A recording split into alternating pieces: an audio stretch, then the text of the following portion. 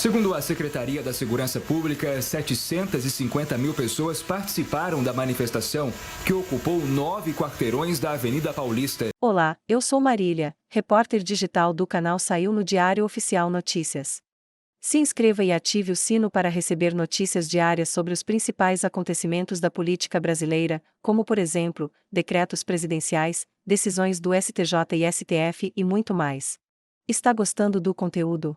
Curta esse vídeo e fique conosco até o final.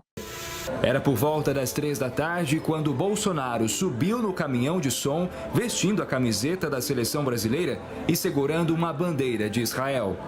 Ao lado de apoiadores como o governador de São Paulo, Tarcísio de Freitas, e da ex-primeira-dama, o ex-presidente disse que busca a pacificação, que a suspeita de tentativa de golpe é infundada e ainda defendeu a anistia dos presos nos atos de 8 de janeiro. Está gostando do conteúdo? Curta esse vídeo e fique conosco até o final. É uma anistia para aqueles pobres coitados que estão presos em Brasília. Nós não queremos mais que seus filhos sejam órfãos de pais vivos. A conciliação. Nós já anistiamos no passado quem fez barbaridade no Brasil. Agora, nós pedimos a todos, 513 deputados, 81 senadores, um projeto de anistia para que seja feita justiça em nosso Brasil. Essas penas fogem ao mínimo da razoabilidade. Que é outra questão importante, que vários juristas e cientistas políticos estão vindo estudar isso no Brasil. Porque no Brasil esse ataque ao judiciário foi muito mais amplificado. Porque no Brasil existe a justiça eleitoral. Então, ao mesmo tempo, o ataque ao segundo pilar da democracia, os instrumentos que levam à democracia, o voto. Olá, eu sou Matheus, repórter digital do canal Saiu no Diário Oficial Notícias. Se inscreva e ative o sino para receber notícias diárias sobre os principais acontecimentos da política brasileira, como, por exemplo, decretos presidenciais, decisões do STJ e STF e muito mais.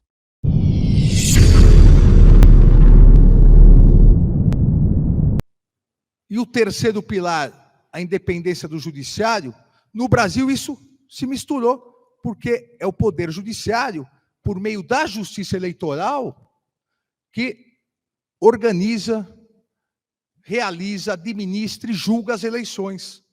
Então, o inimigo do segundo e terceiro pilares da democracia, para o populismo extremista no Brasil, era o mesmo. E os canhões foram direcionados para isso.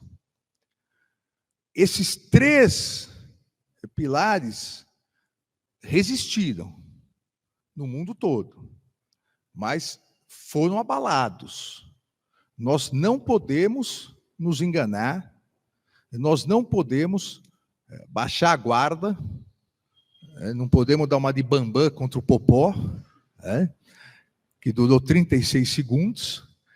Nós temos que ficar alertas e fortalecer a democracia. Está gostando do conteúdo? Curta esse vídeo e fique conosco até o final. Fortalecer as instituições e regulamentar o que precisa ser regulamentado. Nós não podemos cair nesse discurso fácil de que regulamentar as redes sociais é ser contra a liberdade de expressão. Isso é um discurso mentiroso que pretende propagar e continuar propagando o discurso de ódio, a lavagem cerebral que é feita em milhões e milhões de pessoas. Eu brinco sempre, uma brincadeira séria, que para mim bastaria um artigo na lei. O que não pode no mundo real, não pode no mundo virtual. Simples. Nem mais, nem menos. O que as mídias tradicionais não podem, e são responsabilizadas se fizerem, também não pode no mundo virtual. E o mundo, não só o Brasil, está percebendo isso. E não é só em relação à democracia, ao ataque à democracia. O número de suicídios de adolescentes por bullying virtual aumentou na Europa tremendamente. Porque o que antes era restrito a um grupo de pessoas, aquele bullying, aquelas ameaças, isso agora ganha as redes sociais. E uma vez que entra, nunca mais sai. Então, o nosso desafio, o desafio de todos, como cidadãos, e nós, como operadores do direito, vocês, estudantes do direito, é exatamente garantir que as redes sociais não sejam terra de ninguém. E eu repito, nem mais, nem menos do que ocorre no mundo real. E aí é um ponto para o qual eu queria chamar a atenção de todos os colegas da turma.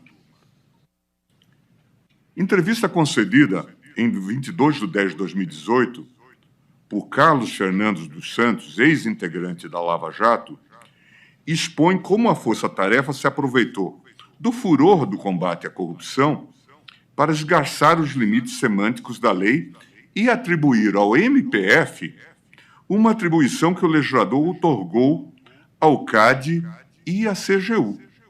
Olá, eu sou Marcela, repórter digital do canal Saiu no Diário Oficial Notícias. Se inscreva e ative o sino para receber notícias diárias sobre os principais acontecimentos da política brasileira, como, por exemplo, decretos presidenciais, decisões do STJ e STF e muito mais.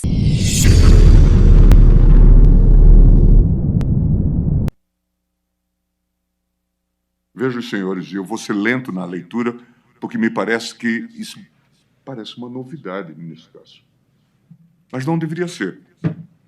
Isso está em obra acadêmica. Essa ideia de leniência nem passava pela nossa cabeça.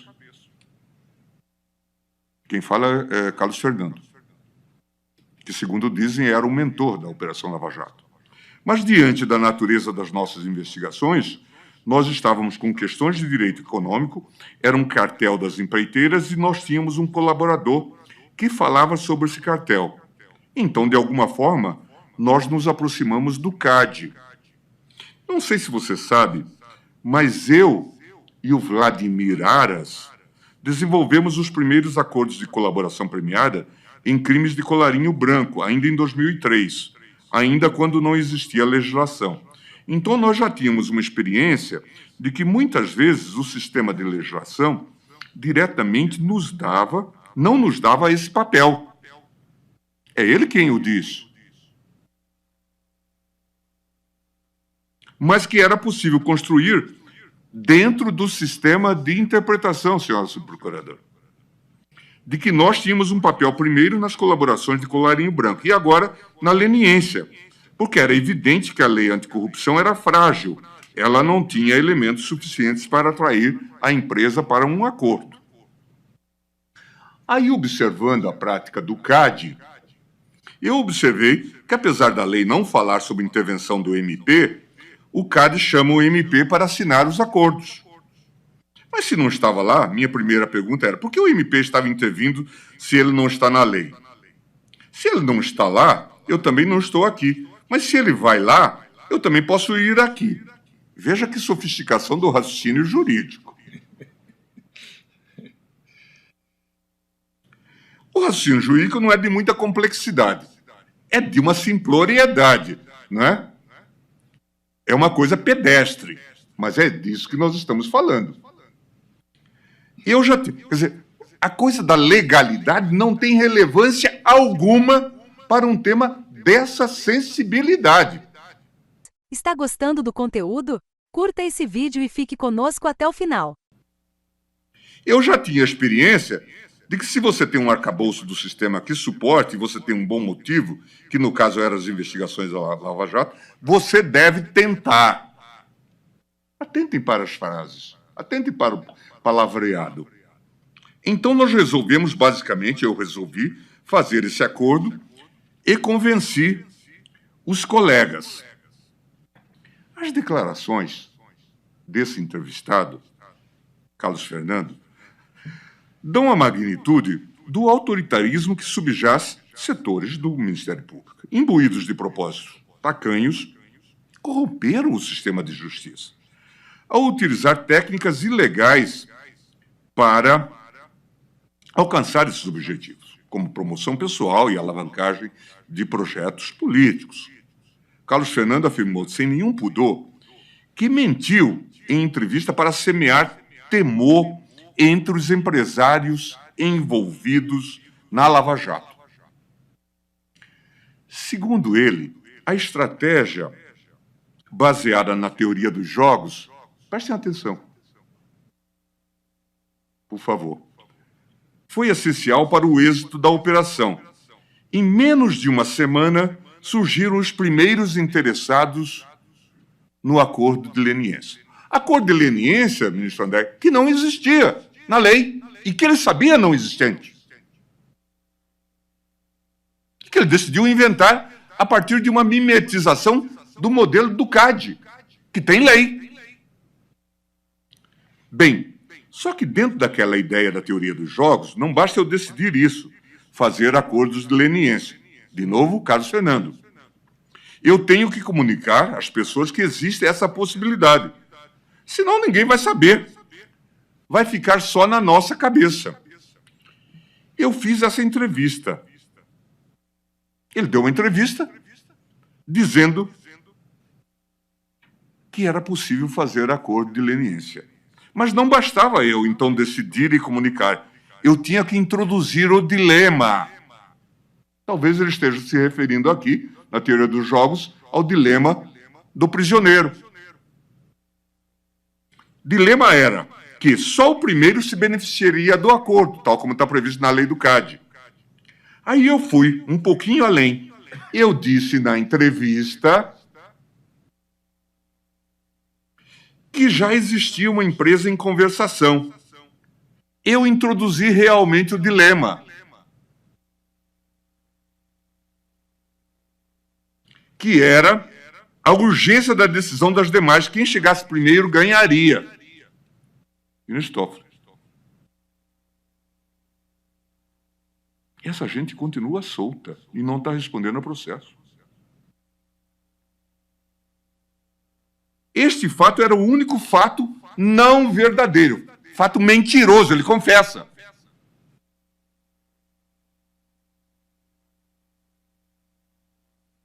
Eu sei que isso é meio crítico, mas, de qualquer maneira, foi essencial. O combate à corrupção, supostamente, justificava cometer crimes. A minha visão, muito clara de que todo ato ou protesto, dentro do sistema democrático, desde que seja ordeiro, pacífico, cumprindo a lei, ele é válido. As pessoas têm que se manifestar, mostrar a sua insatisfação, quais são as suas bandeiras. Agora, a partir do momento em que há um desafio à lei, em que há atos de vandalismo, e arruaça, aí eu não concordo com isso. A minha postagem ao longo desse período foi para que as pessoas compreendessem, e foi o grande parte do teor do meu pronunciamento no dia 31 de dezembro. Olá, eu sou Marília, repórter digital do canal Saiu no Diário Oficial Notícias.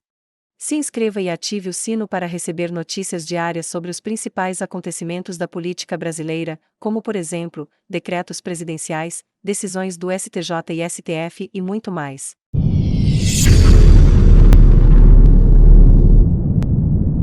Compreendesse que tínhamos tido um processo eleitoral, que o governo que assumiu no dia 1º de janeiro significava apenas isso, a mudança de governo e não a mudança de regime, e que nós tínhamos que estar unidos, e nos prepararmos de melhor maneira para voltarmos em 2026. E qual a responsabilidade que o senhor vê do Exército nesse episódio?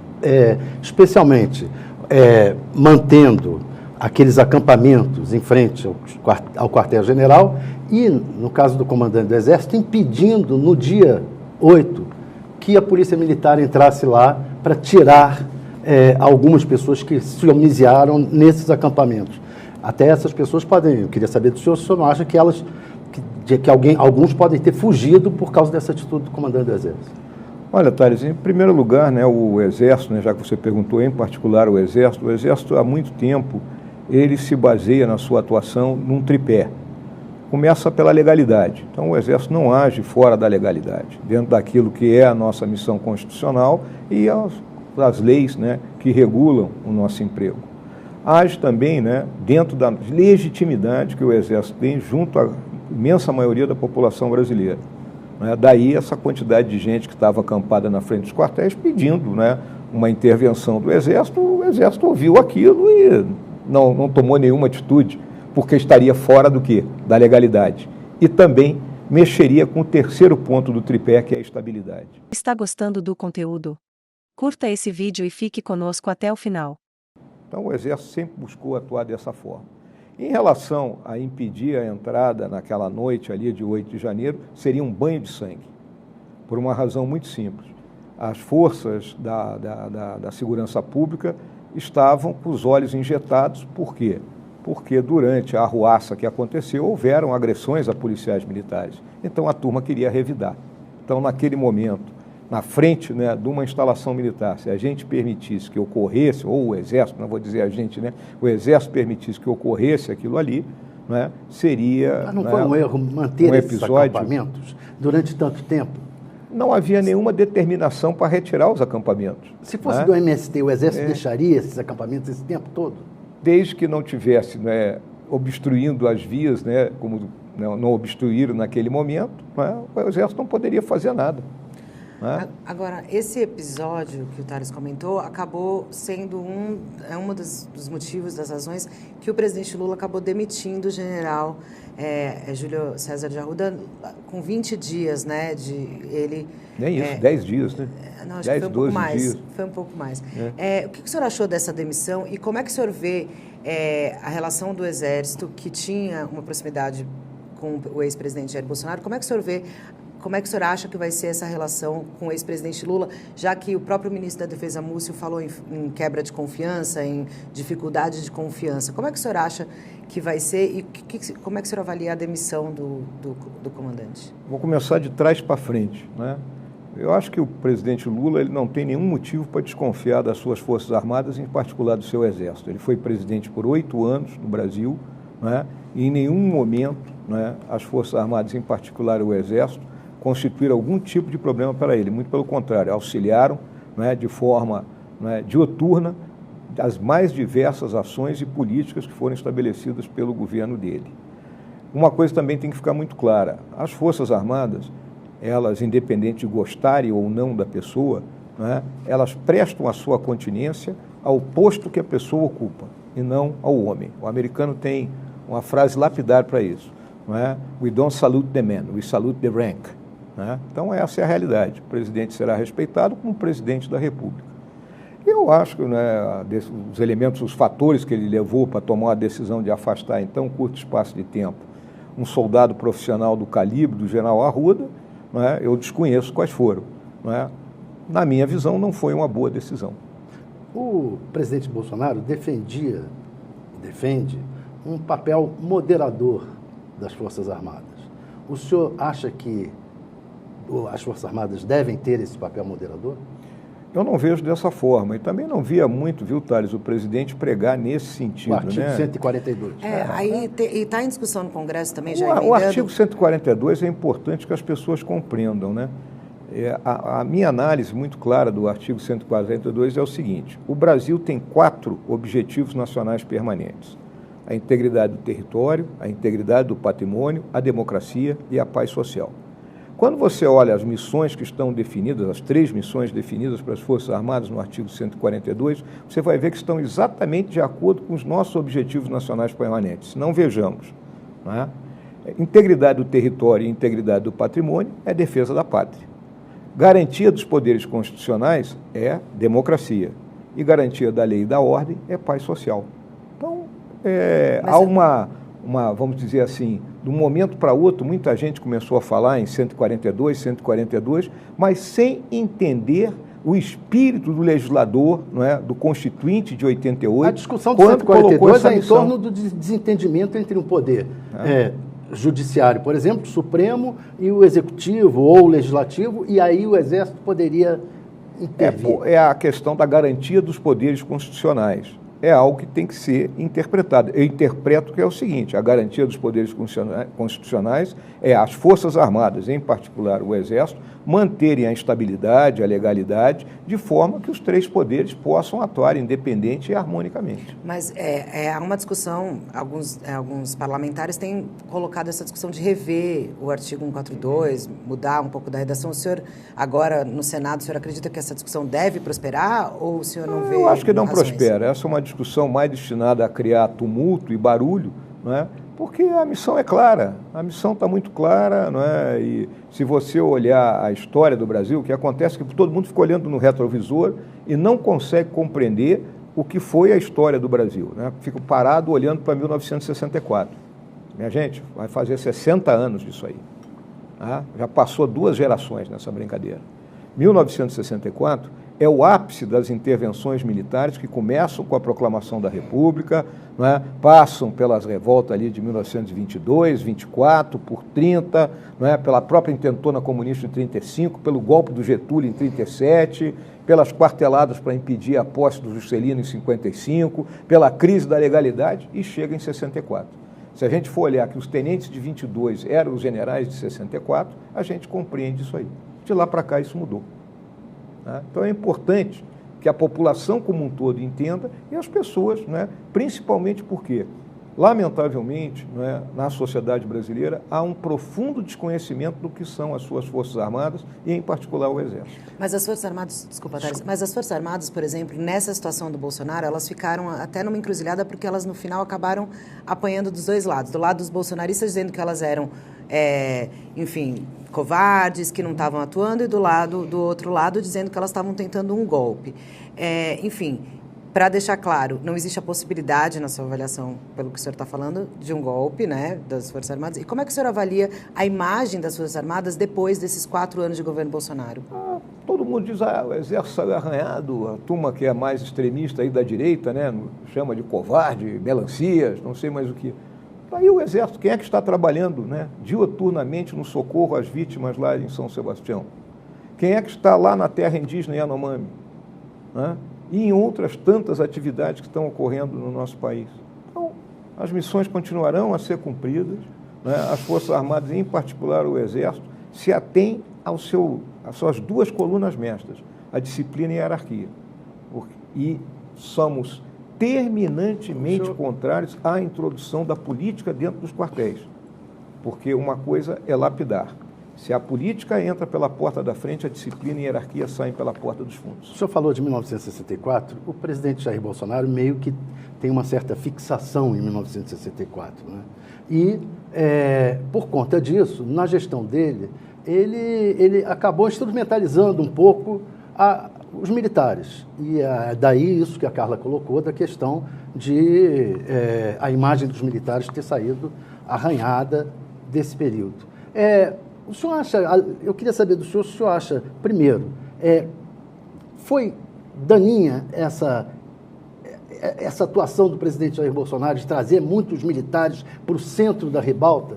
E o presidente Bolsonaro teve alguma responsabilidade nos acontecimentos do dia 8 de janeiro? Olha, Thales, em primeiro lugar, o presidente Bolsonaro, como era oriundo do meio militar, ele procurou explorar essa ligação, né? Sempre procurou, né? Durante todo o período dele como deputado. Aliás, o público-alvo dele lá no estado do Rio de Janeiro, onde era eleito, era o grupo de militares da reserva, não só das Forças Armadas, como das Forças Auxiliares, pensionistas, etc. e tal. Né? Então, ele sempre teve essa ligação. Né? Então, acho que ele procurou, né, se mostrar, né, como capitão, essa coisa toda. Isso aí é da personalidade dele. Né? Então, não coloco isso como, vamos dizer assim, uma tentativa de trazer a Força Armada para o centro do jogo e dar-lhe um protagonismo que não seria aquele, não é, que caracterizasse a ação das forças num sistema político. E a questão do 8 de janeiro, né, ainda está para ser desvendado realmente isso aí. Não acho que o presidente tenha, né, sido o grande indutor disso aí. Não é? O que eu vi Mas daquela... ele teria uma parcela de responsabilidade? Eu não vejo também, Carla. Eu acho que é prematuro eu chegar e colocar e dizer que o presidente tem responsabilidade. Responsabilidade.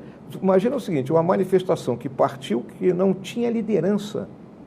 Não se consegue apontar uma liderança naquilo ali. Não tinha um carro de som. Você já viu manifestação sem carro de som? Que vai orientando. Atenção, gente, vamos por aqui. Agora, vamos cantar o hino nacional. As palavras de tinha ordem. Churrasco, convocação na internet, banheiro... Mas não ao longo da manifestação financiadores. Em si. Era uma manifestação pequena, quando você compara com outras que houveram. Quantas pessoas tinham ali? 7 mil, 10 mil pessoas, né? Espalhadas. Agora, houve uma falha do aparato de segurança em impedir os atos de vandalismo que ocorreram.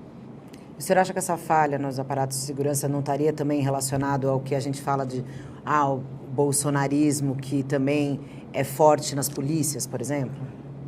Tem que ser investigado isso aí. Né? Por isso que nós, no Congresso, estamos buscando abrir a CPI dos atos antidemocráticos, exatamente para investigar a ação que competia ao então governo que havia assumido, por meio do Ministério da Justiça e do Gabinete de Segurança Institucional, acionarem o aparato de segurança e cobrarem aquilo ali. Ainda sobre o ex-presidente Jair Bolsonaro, ele agora não tem mais fórum privilegiado. Ele voltando ao risco de um juiz de primeira instância, por exemplo, determinar a prisão dele, como ocorreu com Michel Temer, por exemplo. O senhor acha que há essa possibilidade? E quanto à possibilidade de ele se tornar inelegível em 2026? Thales, sabe que eu trabalhei muitos anos na atividade de inteligência, né? Então você tem o nível 1, que é aquilo que é confirmado, verdadeiro, aquilo que é provável e aquilo que é possível, que é o nível 3. Né? É possível, né? É possível. O presidente responde a tantos inquéritos, né, que pode ocorrer, né, uma prisão dele ou até um processo que o torne inelegível. Que é possível, mas não acho provável. Né? E em relação, por exemplo, à minuta golpista que foi encontrada na casa do ex-ministro Anderson Torres, e depois o presidente do PL, Valdemar Costa Neto, falou que recebia várias dessas. O senhor, assim, o senhor fazia parte do governo, apesar da relação não ser tão próxima, né, e durante 4 anos ter tantas altas e baixas. Como é que o senhor vê essa questão desses documentos circulando no Palácio, na Alvorada, enfim, entre os membros do governo? Olha, para mim mostra que é um documento bem apócrifo, né? Porque se fosse um documento, vamos dizer assim, trabalhado num ambiente, né, de sigilo, né, ele não estaria girando aí pelas bocas de Matildes, como se diz, né? Então, acho que é um documento apócrifo. A deputada Carla Zambelli criticou a estratégia do presidente Bolsonaro de se mandar para os Estados Unidos e deixar os bolsonaristas aqui à deriva, né? Primeiro, eu queria saber do senhor se o senhor concorda com ela que essa estratégia foi errada.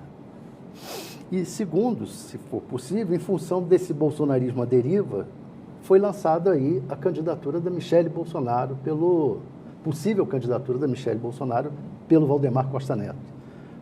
O senhor acha que foi errada a estratégia do Bolsonaro e acha que a Michele pode acabar candidata? Olha, Thales, eu era vice-presidente do presidente Bolsonaro, né? Então, comentar, dizer se foi certo ou errada a saída dele, para mim não seria ético, né? Então, prefiro me reservar, não comentar. O senhor nunca mais falou com o Bolsonaro? Não nos falamos mais. O último contato que eu tive foi quando ele estava indo para o aeroporto, e ele me mandou uma mensagem de WhatsApp me pedindo para assinar uns decretos que depois eu fui execrado porque assinei, mas assinei dentro da lealdade, caracteriza, né, o nosso... Quais eram os decretos? Desculpa, se o senhor puder me recordar. Tinha 3 nomeações de adidos da Receita Federal, né, que depois foram todos cancelados, e uns decretos que eram na área de impostos, né, que estavam previstos, né, na LOA, né, e que eu assinei. 2 já foram cancelados, mas um ainda está valendo. Né? Sobre a Michele? Então, voltando, foi a última comunicação com o presidente. Agora, lançar a candidatura desse presente momento, eu acho extremamente prematuro, né?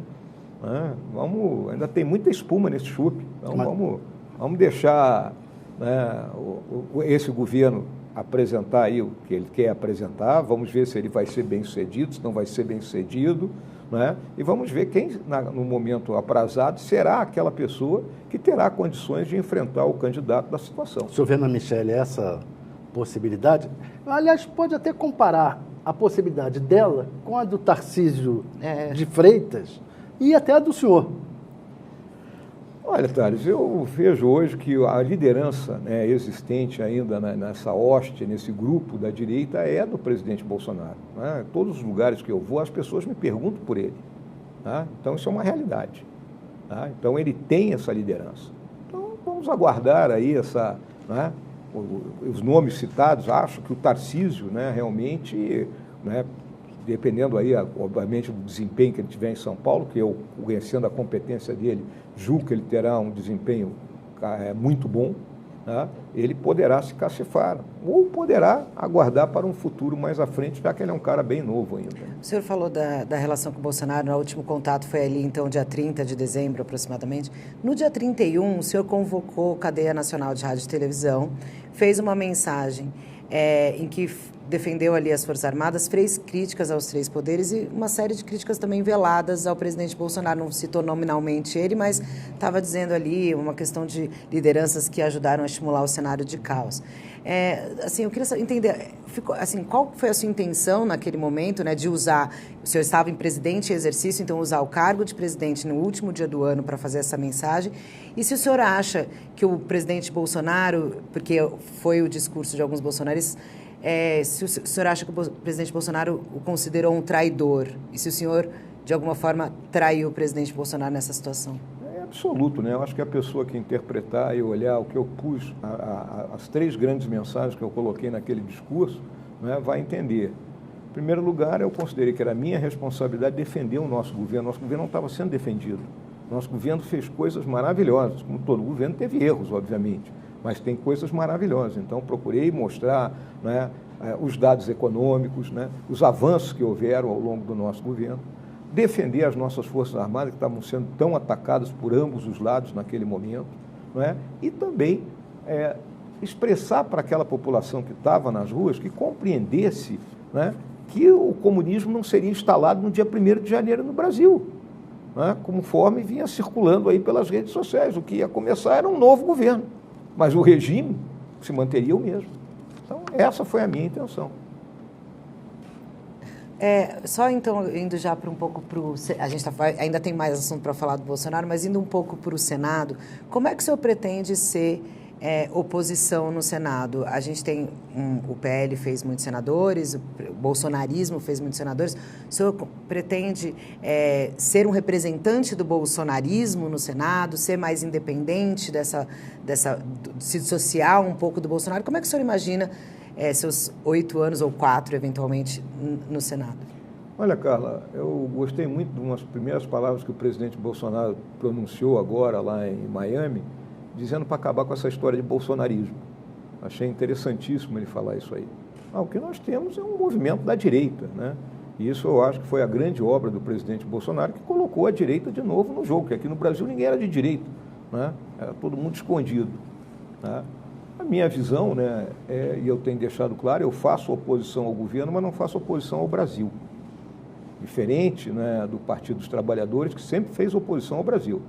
Se a gente olhar a história recente, você vai ver que eles expulsaram os representantes que participaram da eleição direta do Tancredo Neves, que votaram naquela eleição, não assinaram a Constituição de 88, foram contra o Plano Real.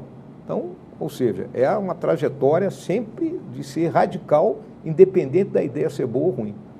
Então, a minha visão de ser oposição eu acredito que precisamos de reforma tributária, reforma administrativa, né, melhoria nas... O senhor está disposto a votar a favor do novo marco fiscal, por exemplo? Marco fiscal, desde que seja um marco fiscal execuível, terá meu apoio, porque o Brasil precisa disso.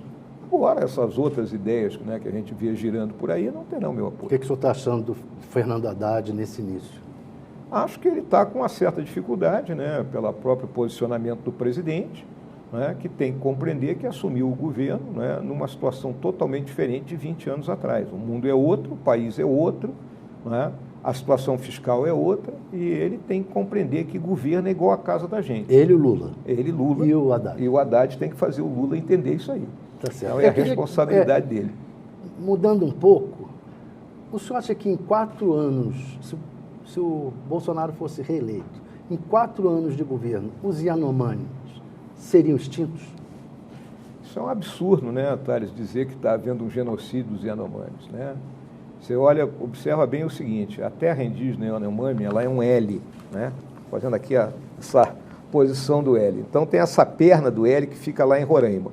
A ponta norte, onde ficam os rios Mucajaí e Urariquera, é onde acontece o problema, né, do garimpo ilegal e, obviamente, as comunidades indígenas que estão ali na volta são afetadas por esse garimpo ilegal. Agora, a terra prossegue. Então você entra no estado do Amazonas, no município de Barcelos, de Santa Isabel do Rio Negro, e lá você tem comunidades que ninguém fala, ninguém sabe se existe. Está lá Maturacá, que fica no sopé do Pico da Neblina, né?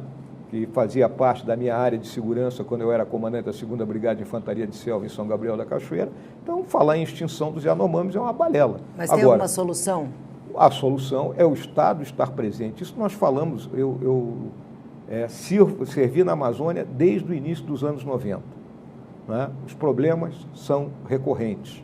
Né? Então, eu fiz 3 operações de retirada de garimpeiro da terra indígena Yanomami ao longo da minha vida militar. Agora, quando nós estávamos, né, no Conselho Nacional da Amazônia Legal, né, o Ministério da Justiça, o Ministério da Defesa fizeram 5 operações diferentes, né, não só para retirada de garimpeiro, mas como também para combate a desmatamento ilegal. Então, o Estado tem que estar presente o tempo todo nessas fronteiras longínquas. Pois é, o Bolsonaro designou o senhor para entrar e cuidar dessa área da Amazônia, especialmente na questão do desmatamento e do garimpo.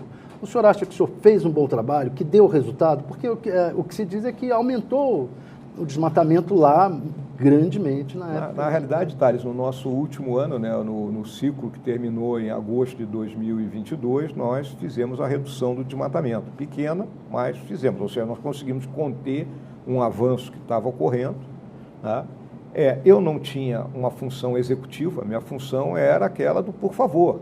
Né? Sentar todo mundo na mesa, olha aí, Ministério da Meio Ambiente, tem que botar o pessoal do IBAMA e do ICMBio lá para trabalhar. Ministério da Defesa pode apoiar, precisa de helicóptero. Então essa era a minha função, né? Uma função de coordenação. E o ministro do Meio Ambiente não gostava muito da sua atuação, não ajudou muito.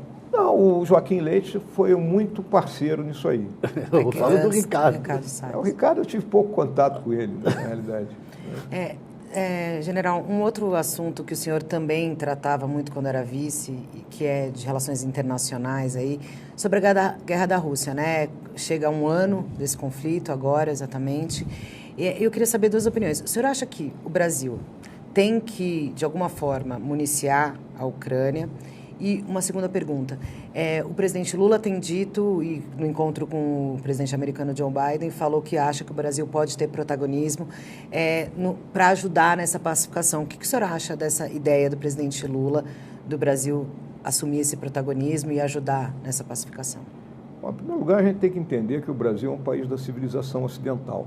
Né? E ali está havendo um conflito entre a civilização ocidental, né, e o Oriente. Né, representado ali pela Rússia, com apoio velado, vamos dizer assim, da China. E nós fazemos parte, junto com a Rússia e da China, de um outro grupo, que são os BRICS. Então, a situação do Brasil é uma situação que a gente tem que ter um pragmatismo e flexibilidade nesse momento. Ontem na ONU, o Brasil estava se abstendo e ontem votou a favor nesse sentido, né, de que cesse os conflitos. No caso, o senhor acha que o presidente Lula tem capacidade, essa ideia de assumir esse protagonismo? Não, acho que não. Acho que o presidente Lula não tem noção do que é esse conflito, da história que está por trás dele. Né? É um conflito que ele gira em torno da visão russa de que há uma linha imaginária que vai do Mar Báltico até o Mar Negro, passando ali pelos países bálticos, pela Polônia, pela Bielorrússia, pela Ucrânia, pela Moldávia, seria uma zona de segurança da Rússia histórica. E que ele não admite, em hipótese alguma, né, que essa zona de segurança tenha influência, né, dos países da Europa Ocidental. Né? Daí essa operação militar que ele faz na Ucrânia, que na realidade é uma guerra, e que hoje virou uma guerra de atrito padrão Primeira Guerra Mundial, não é? Com troca pesada de artilharia, não é? A Rússia consegue atacar a infraestrutura ucraniana, os ucranianos não têm condições de atacar a infraestrutura russa, então o ucraniano o alvo dele são as forças militares russas, mas a Rússia está fazendo uma guerra total, porque ela ataca as cidades, ataca as usinas elétricas, ataca as fontes de água. E como que pode acabar isso? Essa guerra só acabará, não é, pela exaustão dos contendores, na minha visão. Ou seja, a Rússia vai dizimar a Ucrânia. Hoje o que acontece? Né? A OTAN e os Estados Unidos estão apoiando a Ucrânia, colocando o que tem de melhor em termos de armamento, para que a Ucrânia contenha esse avanço da Rússia. A população russa, né, não está participando disso aí. Né? Se você lê os estudos que vêm sendo feitos a respeito, você pode dizer que tem 60% das pessoas lá dentro da Rússia que estão tocando sua vida como se não tivesse havendo uma guerra. Por quê? Porque não está atingindo a população, exceção daqueles que tiveram os filhos convocados para, não é, o serviço militar, agora nessa mobilização que o Putin fez para tentar recompletar as forças dele, que foram tremendamente depletadas pelas ações da Força Armada Ucraniana. General, Agora, só queria deixar um detalhe muito claro. É uma guerra muito perigosa para um país como o Brasil, porque vamos entender o seguinte: a partir do momento que a Rússia acha que pode invadir a Ucrânia desrespeitando a legislação internacional, alguém pode nos invadir também. E como que o senhor acha que o Brasil deve agir, então? Então, o Brasil tem que se opor firmemente a essa ação da Rússia. Então, municiar a Ucrânia de armas, por exemplo? Pode ser que não seja o caso da gente colocar arma, porque, na realidade, vamos dizer, o nosso apoio ali é uma munição do canhão antiaéreo Gepard, né, que os alemães iam descartar. Nós compramos esse canhão e compramos, acho que 550 mil tiros, assim, não tenho certeza, mas isso aí foi um número desses aí, tá? E que nós temos aqui. Então, vamos dizer, uma gota d'água no oceano, né, do combate que está sendo travado lá. General, houve agora essa chacina em Sinop. E o autor da chacina era um CAC. Né? Ele tinha um registro como caçador, colecionador, etc. O senhor acha que houve uma flexibilização excessiva no governo Bolsonaro do armamento da população? Ou o senhor acha que as Forças Armadas que deveriam ter o monopólio das armas maior do que o atual? Olha, Thales, essa é uma questão que eu sempre tenho respondido da seguinte maneira: aqui no Brasil não existe essa ânsia por arma como existe, por exemplo, nos Estados Unidos. Né? Nos Estados Unidos você entra em qualquer loja... Mas duplicado o número de armas. Mas sabe quantos CACs nós temos? 3 mil... Não, 803 mil. Tá, estou dizendo armas... Mas 803 mil CACs num país de 210 milhões de habitantes não é nem uma gota d'água no oceano, é um número muito pequeno. Aí você pode dizer, mas tem o fulano que matou cicrano, tem o Beltrano. Bom, nesse universo de 803 mil, tu também vai ter, vamos botar aí, 1%, né? Que pode ser gente que não deveria estar portando arma. Então, compete, né, aos órgãos que são responsáveis, né, tanto por fornecer o porte de arma como controlar, aí estão a Polícia Federal e o controle dos CACs, que é do Exército ou das Forças Armadas, né, serem mais, vamos dizer assim, restritivos na hora de analisar o perfil da pessoa que vai comprar arma. E aí, o governo atual tem mandado medidas, suspendeu, né, a liberação de armas. Como é que o senhor vê a postura do governo atual tentando reverter um pouco do que foi feito no governo O decreto que eu acho, o decreto é ilegal, apesar do STF dizer que o decreto é legal, né, eu acho que ele foi contra o que prevê o Estatuto de Desarmamento. Né, porque ali o que ele colocou, né, nesse decreto agora, que os CACs têm que se registrar junto à Polícia Federal. Né, essa é uma discussão que está sendo travada. E o Estatuto, que é a lei, diz que esse controle pertence ao Exército. Né? A Polícia Federal, a gente sabe, não tem condições de fazer esse controle. Ela não tem efetivo, não tem capilaridade para isso. Né? Então, É o tipo da coisa que acaba caindo em desuso. Por falar em STF, o senhor hoje vai estar lá no STF, já marcou uma audiência com a ministra da Rosa, e vai junto com o Sérgio Moro. Qual é o objetivo? Com o Rogério Marinho. Rogério Marinho, perdão. Qual é o objetivo dessa... Não, nós estamos muito preocupados com a situação das pessoas que estão presas aí desde o dia 9 de janeiro. Né? Nós consideramos que tem muita gente que está ali que cometeu, vamos dizer assim, não é nem crime, né? Cometeu algum tipo de ilegalidade, por exemplo, participou da marcha, entrou dentro do palácio, mas não quebrou nada. Né? Então, nós vamos pedir para agilizar os processos dessas pessoas, separar o joio do trigo. Né?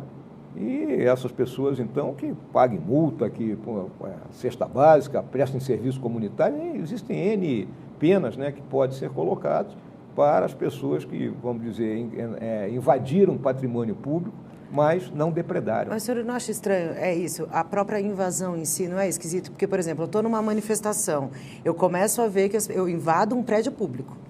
Eu entro na casa, né, que é de todos nós, não é uma questão assim, ele não quebrou, não furou o quadro, não derrubou o vaso, mas estava lá dentro do Palácio, por exemplo, ou do Supremo, que foi um dos lugares mais agredidos pela fúria desses manifestantes. O fato da pessoa estar presente já não é um crime grave? Não acho um crime grave, Carla. Crime grave tem coisas bem piores. Isso aí é uma ilegalidade, né? É igual pular o muro do clube para estar sem a carteirinha. Né? É a mesma coisa. Né? Então, tem que ser tratado dessa forma. E tem gente ali que tinha chegado depois da manifestação e, como estava na praça, foi presa. Eu conheço 12 pessoas nessa situação, que vieram lá de Santa Cruz do Sul, no Rio Grande do Sul, e estão nessa situação. Foi todo mundo arrolado, vai daqui para frente, todo mundo preso. Essas 12 pessoas que o senhor conhece, coincidência, mas o senhor sabe quem são exatamente? Sei quem são. São militares, não? Não, nada. Tem gente lá do interior do Rio Grande do Sul. E como que eles fizeram contato com o senhor, para o senhor saber que eles estavam lá? Mandaram, o advogado deles me mandou um e-mail. Mas o senhor não acha que houve uma certa manipulação dessas pessoas? Toda massa é manipulada, Thales.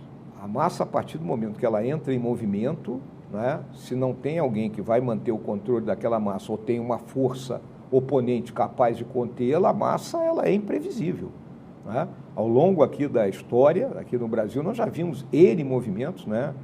Podemos começar aqui em Brasília, no ano de 86, quando o Sarney cancelou o plano cruzado ali, depois das eleições de novembro daquele ano, o badernaço que houve aqui em Brasília, que foi algo... Né, e que a partir dali se criou um protocolo de segurança aqui no Distrito Federal, principalmente para a esplanada dos ministérios, com a finalidade de impedir que atos dessa natureza ocorressem. Ao longo daqueles protestos ali de 2013, 14, 15, tivemos aquela invasão do Itamaraty, estão lembrados? Né? Não conseguiram invadir o Palácio do Planalto naquela vez porque o dispositivo de segurança tinha sido acionado. Então, né, massa é massa, né? Então o senhor acha que eles foram manipulados? É aquele conjunto, né? A partir do momento que você entra, é que nem torcida de futebol. Né? A pessoa perde a noção da sua identidade própria e entra naquele coletivo. E quem manipulou? As lideranças que estavam ali, né? As lideranças que estavam ali, muita gente, aquela história, Thales. É que você falou que não tinha um líder, né? Eu mesmo comentei aqui, tem gente que acredita que o comunismo está sendo instalado no Brasil, pô. É uma dissonância cognitiva coletiva? É uma dissonância cognitiva coletiva, você acha? É isso aí, eu acho. Eu vejo dessa forma. Agora, em relação também... O estudo da psicologia das massas é importante, pô. Uhum. Agora, em relação ainda também, falando militar, 8 de janeiro, o senhor falou dessas pessoas que o senhor sabe que estavam. Como é que o senhor vê o Exército está apurando a participação de militares da reserva, da ativa, enfim. Como é que o senhor vê... e aí também há um receio no governo de que as apurações nas outras forças andem mais rápido do que as das Forças Armadas, que o Exército tem a justiça militar. Como é que o senhor vê? A justiça militar é das 3 forças. Sim, mas como é que o senhor vê? Mas, por exemplo, aí eles ficam separados, mas, enfim, acho que... Não, a justiça militar é das 3 forças. Não, sim. Mas os militares, a Aeronáutica, Marinha e FAB que tiverem nos atos ou cometeram crimes militares vão ser julgados ali pelo... diferente, né? Como é que o senhor vê a eventual participação de militares e como é que o senhor vê que deve ser a punição de um militar que, como o senhor mesmo colocou, segue 2 pilares da hierarquia e da disciplina, né? Olha, o que eu vi ali foi gente da reserva, né? Não tinha ninguém oficial da ativa, né? Os casos que eu sei eram oficiais que estão na reserva, né? Então, vamos dizer assim, a gradação é menor. Foi aberto o inquérito policial militar a respeito deles. O inquérito poderá chegar à seguinte conclusão: o crime cometido por eles, se houve crime, pode ser um crime da Justiça Civil. E ser encaminhado para a Justiça Civil. Na minha visão, né, quando você fala em crime militar, em 3 pontos você tem que ter 2. É o local, a pessoa e a arma. Então, no caso aí, eu não vejo crime militar ter sido cometido, porque foi cometido por um militar, mas não estava em serviço nem em área militar e não portava uma arma militar. Então, o senhor acredita que são crimes vão civis, vão ser encaminhados para a Justiça Civil. Quanto ao Pazuello, sigilo Dudu Pazuello, meu grande parceiro.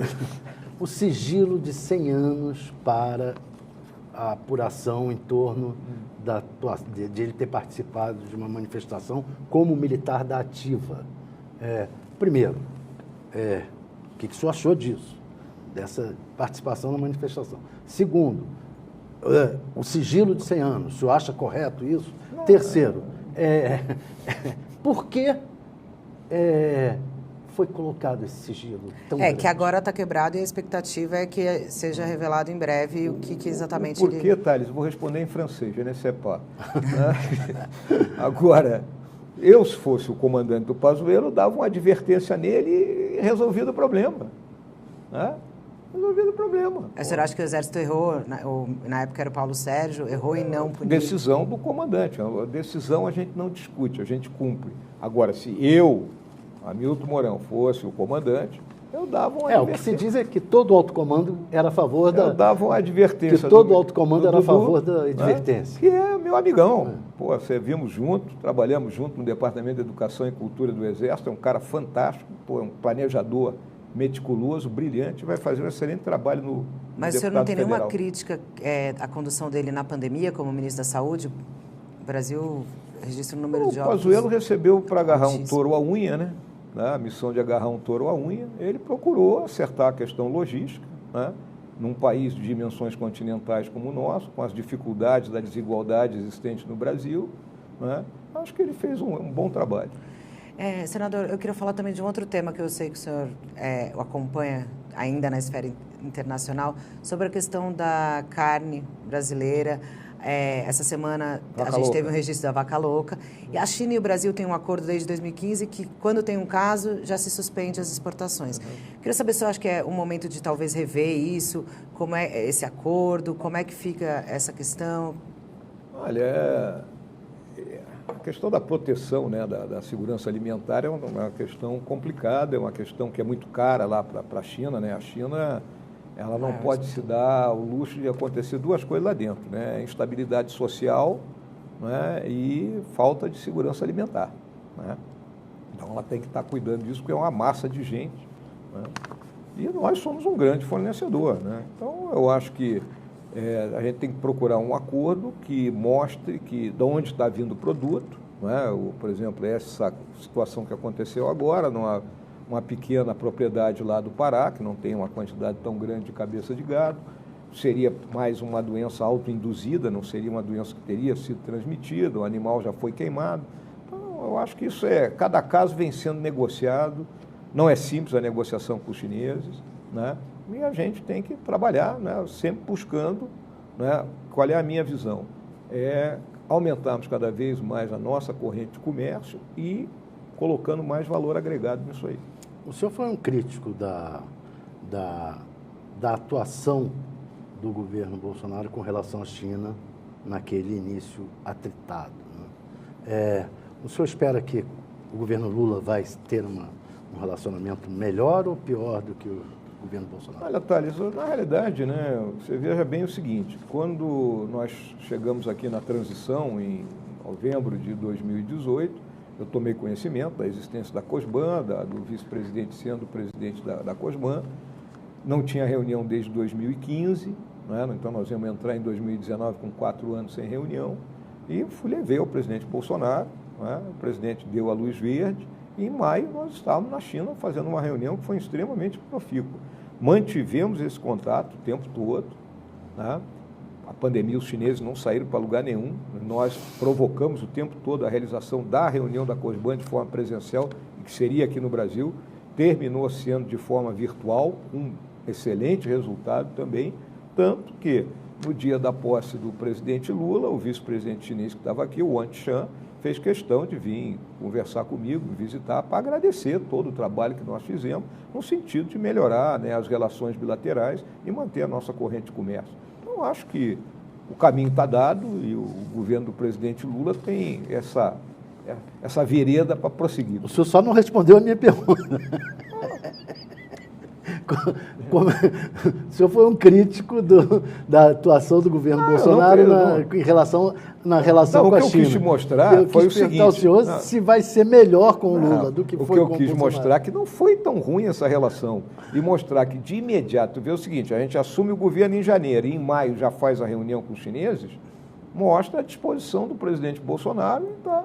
Agora havia a entourage da volta, né, que cada um fala o que quer. As declarações do próprio Bolsonaro. Cada um fala o que quer. Isso aí faz parte do folclore, Thales. General, a gente está quase caminhando para o fim, mas ainda tem uns outros temas que eu queria colocar. Um deles que a gente tem mostrado em várias reportagens, o uso do cartão corporativo, tanto do presidente Bolsonaro como do senhor também.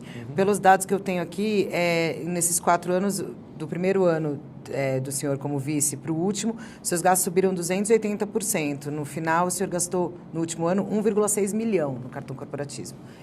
Eu queria perguntar se o senhor acha que é o momento da gente discutir esse uso do cartão corporativo, se falta transparência, se há abuso nesses usos do cartão. Por exemplo, no caso do Bolsonaro, o UOL noticiou aí gastos em viagens na campanha com indícios de algumas ilegalidades, digamos assim. Como é que o senhor vê essa questão do uso dos cartões corporativos? Olha, em primeiro lugar, é importante que as pessoas compreendam que o cartão corporativo não está na minha mão. São vários cartões, são suprimentos de fundo, né? Então eu tinha o meu ordenador de despesa com aqueles econômicos, né, que em cada viagem, ou o econômico que era do Palácio de Jaburu, que fazia as compras destinadas ao Palácio, usava um X de recurso que era destinado via suprimento de fundo para essa compra. Então, eu acho que tinha 5, meia dúzia de cartões, né, que ficavam. Nós gastamos aí em torno de 3,8 milhões com o cartão, nessas diferentes, né, etapas, de um orçamento nos 4 anos de 28 milhões. Então, isso aí deu o quê? 12%, 13%, né, do que foi o nosso orçamento dentro da vice-presidência. Sendo que, ao longo de todos os anos, eu apoiei a presidência com recurso, né, para pagamento dos palácios, que estava faltando recurso. Sobrou ainda, mandei para o Ministério da Defesa. Então, o nosso emprego de recurso na vice-presidência foi judicioso. Agora, salta aos olhos, né, essa questão, porque você vai para a viagem. Então, por exemplo, no último ano eu tive que fazer várias viagens internacionais, por causa que eu fui candidato e por essa, vamos dizer, essa nossa legislação, que eu considero que é uma coisa que tem que ser modificada. Né? De um vice, de um candidato ter que sair, não poder assumir a presidência. Tem que sair do país, porque por caso o presidente sai 2 dias, tem que sair 2 dias também. E, aliás, eu já vejo da seguinte forma, no mundo de hoje, com as comunicações amplas, flexíveis, com tudo que é tipo de rede que você pode utilizar, o vice não precisa assumir quando o presidente viaja menos de 5 dias, vamos colocar assim. Tá? Acho que, ao longo dos 4 anos de governo, se eu assinei 10 documentos ao longo de todas as viagens do presidente Bolsonaro, foi muito. O senhor está dizendo que o seu cartão preenchia lacunas do cartão corporativo do presidente? Não é preencher lacunas do cartão corporativo. Do meu orçamento da vice-presidência, né, nós apoiávamos também a presidência, porque a presidência tinha a responsabilidade por todos os palácios. Né? Então, às vezes, precisava de mais recursos, o próprio Palácio do Planalto, essas coisas todas. Então, nós trabalhávamos em conjunto com isso aí, dentro do nosso limite orçamentário. Nunca extrapolamos o nosso limite orçamentário, muito pelo contrário. O senhor vai ao STF hoje, como o Thales comentou, e tem 2 pautas relacionadas ao STF que desculpa, eu ainda vou falar bolsonarismo, que no universo bolsonarista aí ganhou muita força. A questão dos impeachments dos ministros, que ontem a própria deputada Carla Zambelli disse que está fazendo uma trégua aí, não vai falar nisso. E aí também um outro tema, que não necessariamente é só do bolsonarismo, mas que está em discussão, sobre a possibilidade de aumentar o número de cadeiras ali no Supremo. Eu queria saber sua opinião sobre essas duas questões. Eu acho que aumentar o número de cadeiras é chavismo puro, né? Então, sou totalmente contrário. É 11 ministros, é 11 ministros. O que eu acho hoje, e acho necessário, é a limitação da permanência do ministro naquela função, né? Então, mandato. Qual é o prazo? Outro dia eu vi, seria o mesmo tempo do senador, 8 anos, 10 anos, 12 anos, 15 anos. Acho que isso tem que ser discutido dentro do parlamento. Acho que seria salutar para um rodízio, né? A pessoa ficar 30 anos como ministro, 25 anos, acho que é muito tempo. E impeachment?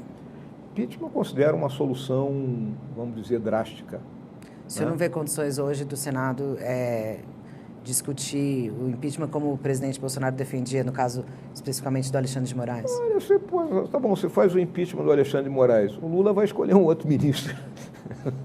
Mas o senhor mudou de posição como a Carla Zambelli ou o senhor... Se você acompanhar todas as minhas declarações ao longo da campanha eleitoral, eu sempre me batia na questão do mandato, das decisões monocráticas, que eu não toquei aqui, né? E colocando o impeachment como o último argumento dos reis, a última ratio regis. Se um ministro, né, não está agindo de boa-fé, porque um dos 7 pilares de um sistema judicial é os magistrados agirem de boa-fé.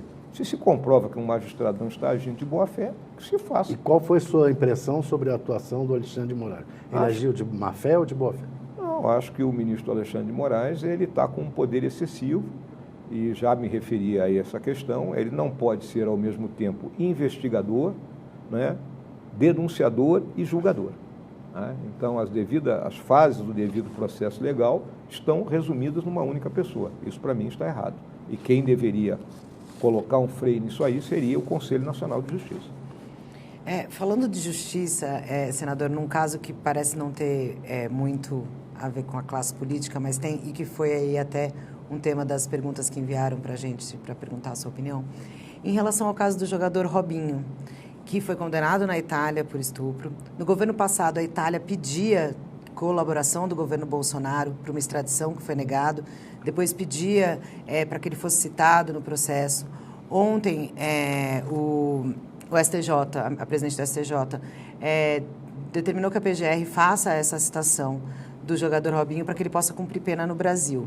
Eu sei que é um caso que aparentemente não está na sua esfera, mas eu queria saber a sua opinião. Se o governo passado foi leniente com o jogador que é condenado por estupro na Itália, e como é que o senhor acha, como é que o senhor vê essa questão? Olha, Carla, eu vou te responder com toda sinceridade. Eu nunca me debrucei sobre essa questão do Robinho, então qualquer opinião que eu emita agora vai ser algo bem por fora. Mas nem de acompanhar do governo passado não atender esses pedidos do governo italiano? Nem sabia que tinha acontecido isso. Tá certo. Então, indo para um outro assunto que o senhor vai saber, em relação ao BC, né? A gente já falou um pouco de economia, da questão do ministro Fernando Haddad, mas uma das coisas que foi noticiada agora no começo do ano foi esse embate do presidente Lula com o presidente do Banco Central, Roberto Campos Neto.